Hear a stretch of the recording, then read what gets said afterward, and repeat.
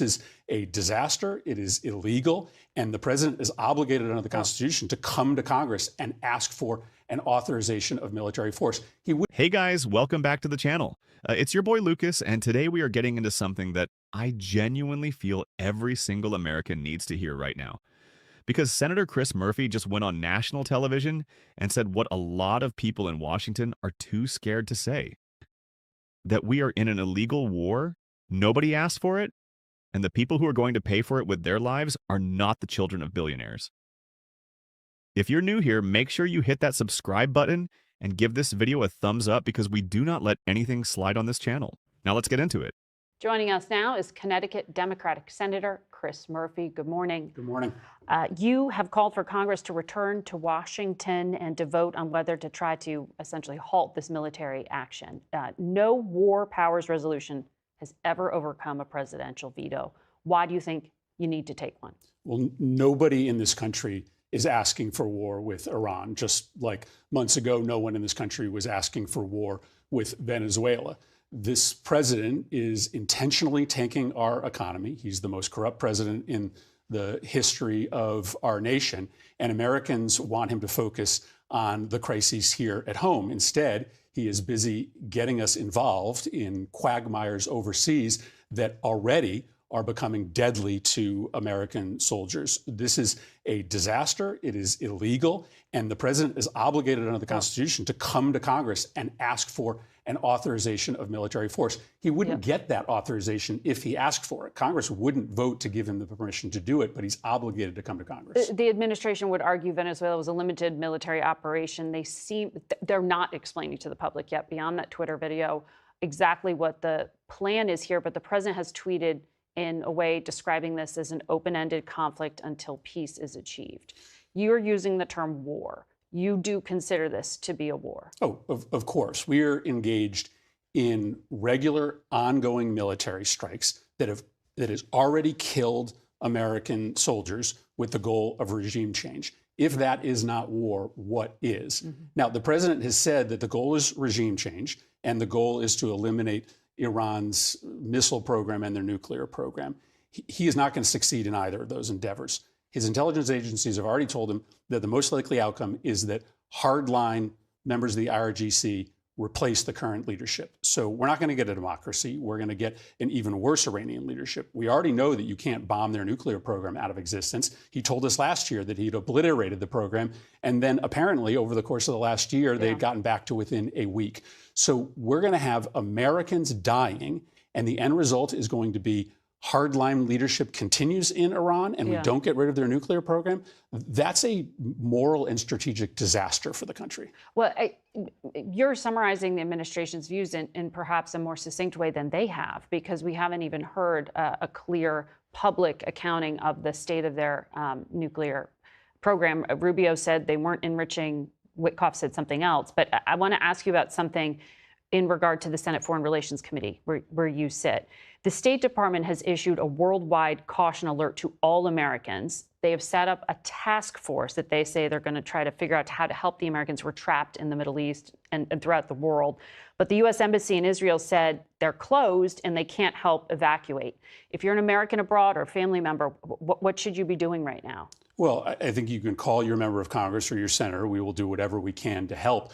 But it's no secret that this administration has no plan for the chaos that is unfolding right now in the Middle East. Those scenes that you showed at the beginning of the program are frightening. Violence is not contained just to the Middle East. It's spilling over into Pakistan and other parts of the world.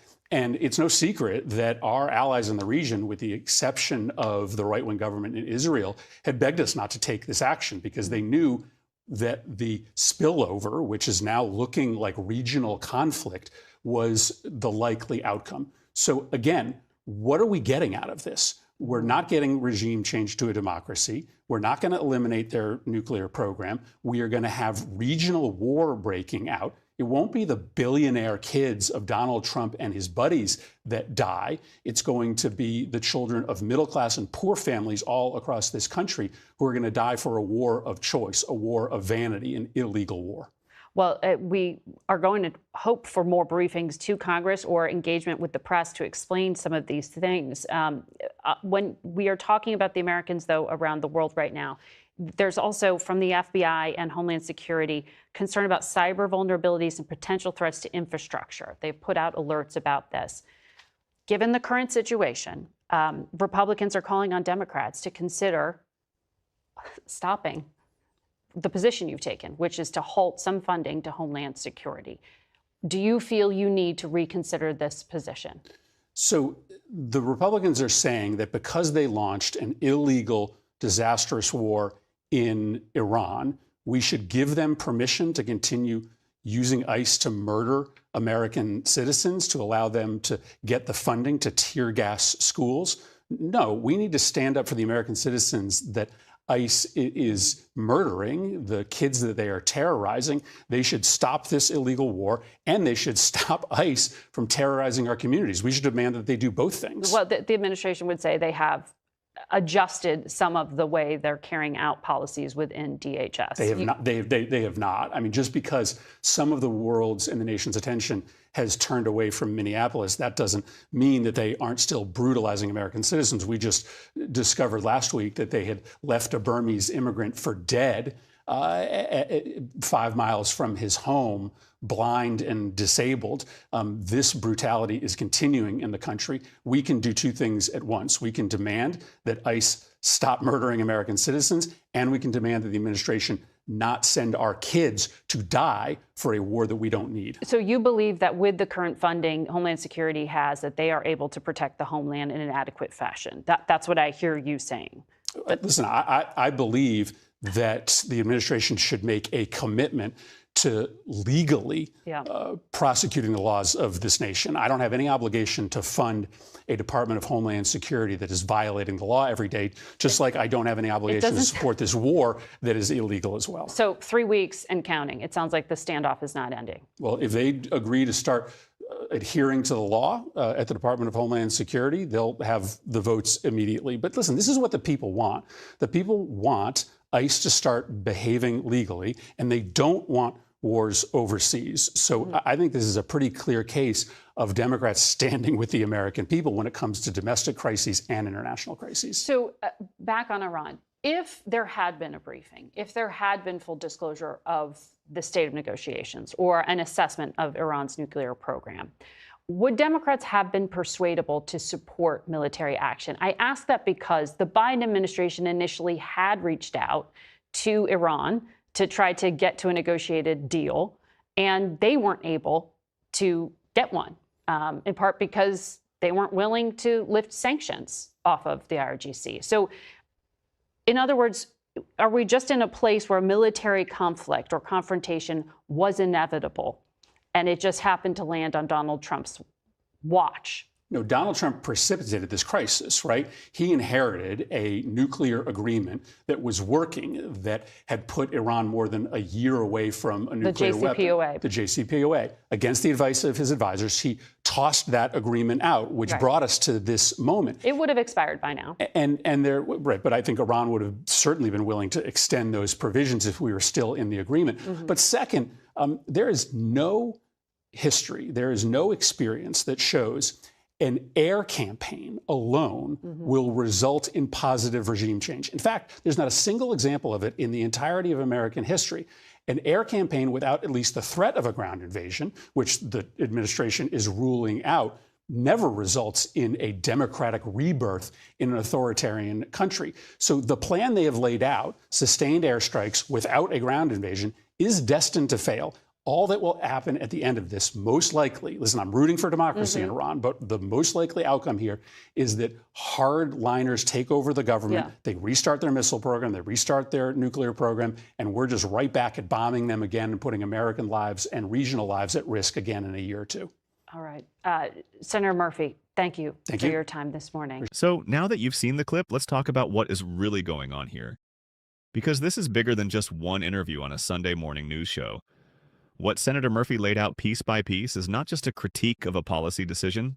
It is an indictment of an entire administration that has chosen power over people, ego over law, and billionaire interests over the lives of working-class American families. And we are going to break every single layer of this down right now. Let's start with the law because this is where it all begins, and this is where the most serious alarm should be going off in every American household. The War Powers Resolution exists for one reason: to prevent any president from dragging this country into a war without Congress having a say. That is not a suggestion. That is not a political talking point. That is the Constitution of the United States of America. The document that every president swears an oath to uphold the moment they put their hand on that Bible. And what Donald Trump has done is look at that constitutional obligation, look at the fact that he knows Congress would tell him no, and decided he simply doesn't care. He bypassed the people's representatives entirely. He bypassed the branch of government that is supposed to speak for you and for every family in this country. And he did it on purpose, because he knew he couldn't win the vote. Let that sink in for a moment. The President of the United States launched a war he knew the American people's elected representatives would reject. He didn't go to Congress because he already knew the answer was no. So instead of respecting that answer, he just ignored the process altogether. That is not leadership. That is not strength. That is a president who has decided that democracy is only useful when it gives him what he wants. And when it doesn't, he goes around it. That is authoritarianism. That is a dictatorship in slow motion, and we need to call it exactly what it is every single time. Now, let's talk about the strategy, or the complete and total absence of one. This administration has told us the goals are regime change and the elimination of Iran's nuclear program. Those are two enormous generational objectives that would require massive international coordination, diplomatic infrastructure, and a coherent long-term plan. And here is what history, not opinion, not partisanship, but the documented factual record of American foreign policy tells us with absolute certainty. There is not a single example in the entire history of the United States where an air campaign alone produced democratic regime change. Not one, not in Iraq, not in Libya, not in Serbia, not anywhere on this planet at any point in modern history. Bombs do not build democracies. Airstrikes do not create free elections. Missiles do not produce civil society. They never have and they never will. And Trump's own intelligence agencies, the people whose entire job is to tell him the truth, whether he likes it or not, have already briefed him that the most likely outcome of these strikes is not a free and democratic Iran rising from the rubble. It is hardline IRGC commanders, the most extreme elements of the Iranian military establishment, seizing more power and becoming exponentially more dangerous than the leadership that exists right now. So walk that through to its logical conclusion. We go in. We spend hundreds of billions of dollars. We lose American sons and daughters.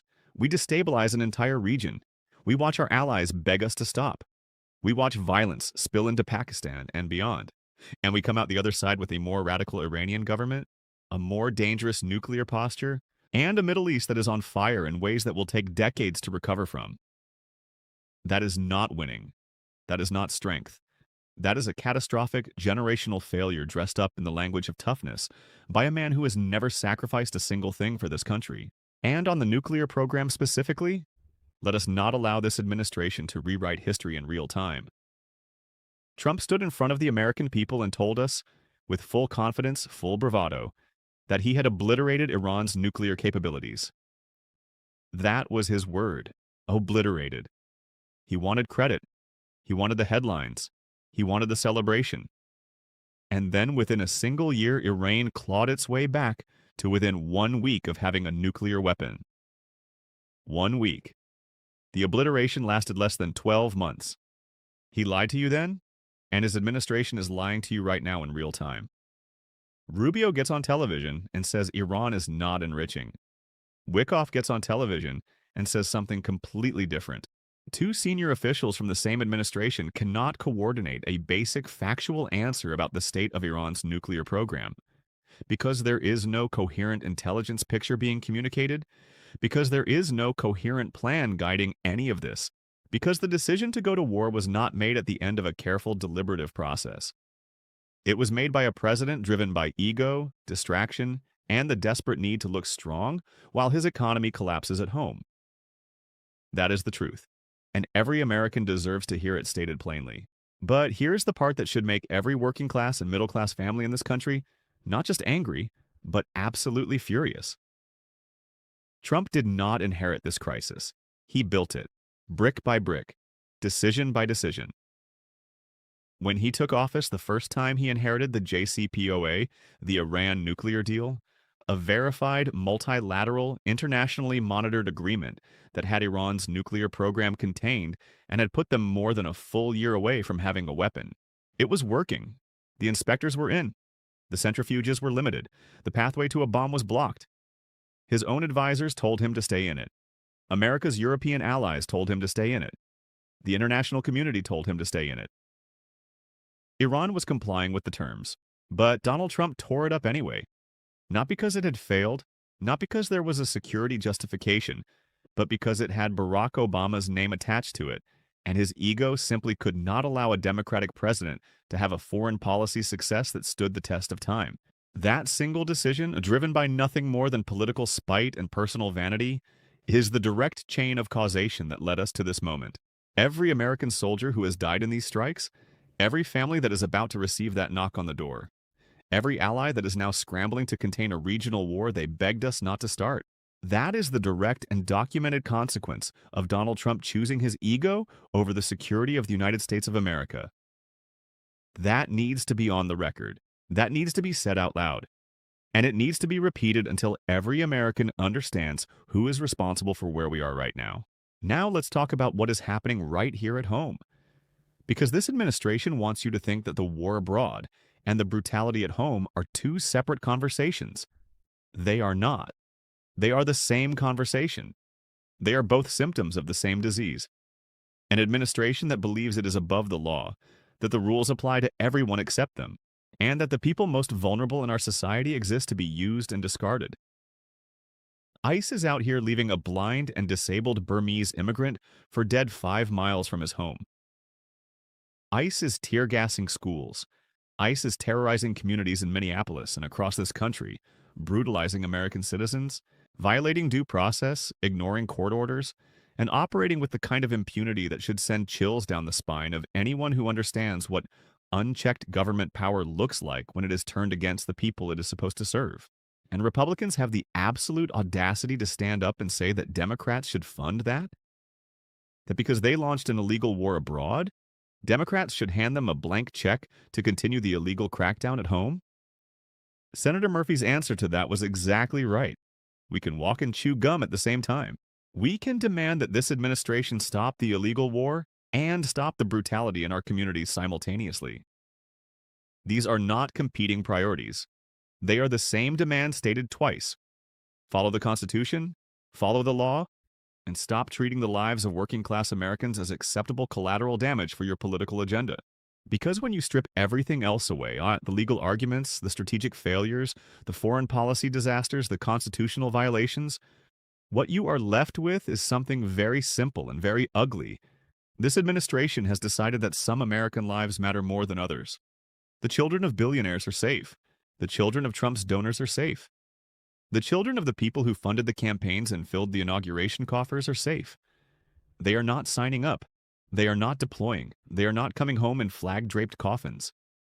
But the kids from small towns in Georgia and working-class neighborhoods in Ohio and middle-class families in Connecticut and Texas and everywhere in between, those kids are on the front lines of a war their president launched illegally, without a plan, against the advice of his own intelligence community, to distract from an economy he is intentionally destroying. That is the reality. That is what is happening right now in America. And Democrats, whatever their flaws, whatever the frustrations, are the only political force in Washington right now standing up and saying no. No to the illegal war. No to the ICE brutality. No to the blank check. No to the constitutional violations. No to sending working-class children to die for a vanity project. That is not obstruction. That is representation. That is what democracy is supposed to look like when it is functioning. Senator Murphy said something that is going to stay with me. He said this is a war of choice and a war of vanity. And he is right. But I want to add one more word to that. This is a war of consequence. And the consequences are going to be felt not by the people who ordered it, but by the families who had no say in it whatsoever. That is who Lucas Speaks is here for. That is who this channel fights for every single video.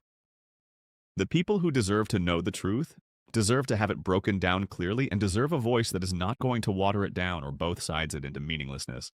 If you believe that Congress should have the power to decide when this country goes to war, hit that like button right now. If you think working class families deserve better than being sent to die for a president's ego, share this video with everybody you know. And if you are not subscribed yet, what are you waiting for? Because this is just one video, and we have got a whole lot more truth to tell. Subscribe to Lucas Speaks and make sure you turn on notifications. Because we are not slowing down and we are not backing down. Not now, not ever.